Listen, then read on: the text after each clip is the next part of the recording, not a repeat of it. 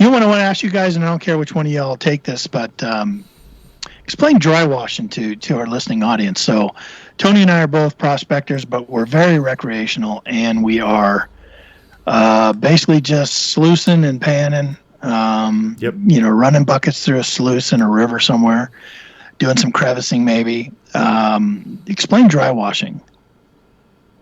You want me to take this one, Thomas? Yes, sir. You take that one. Yeah. That was a good punt. Well, dry washing, you have to think about the desert first and go, is there a water source?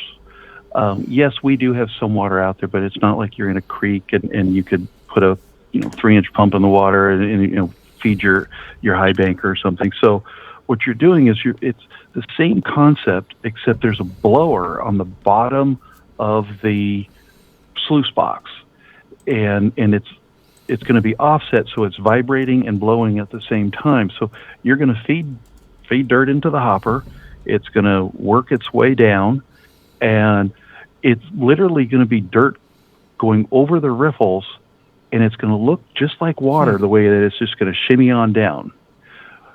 And what's happening, though, is this fan is going to be blowing up to blow the light, which is the dirt, down its way, and then the riffles.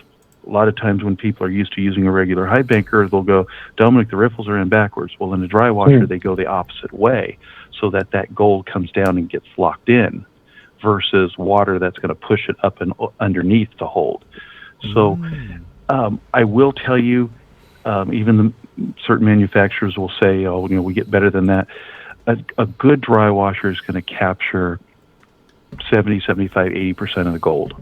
You're going to absolutely have some loss, but you're going to sit there and go, I'm catching gold. Do you really want to scoop up all that tailings that you've done and bring it somewhere where you do have water to do a lot more work to try to get another 10% out of it? It's not worth it. Right. Interesting. But so it's very dusty. You always want to be conscious of where the wind is.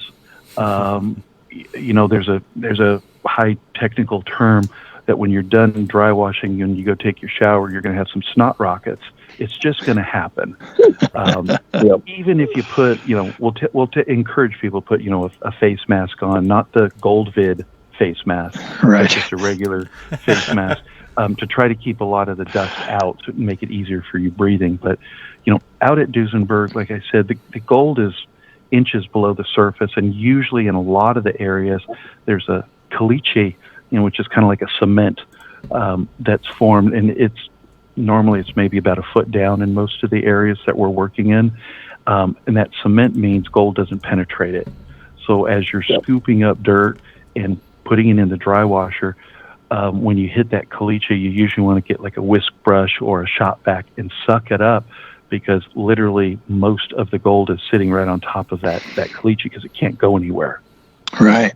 So when you see, people with generators and shop vacs out in the middle of the desert, they're going to get more gold than if you don't have something like that.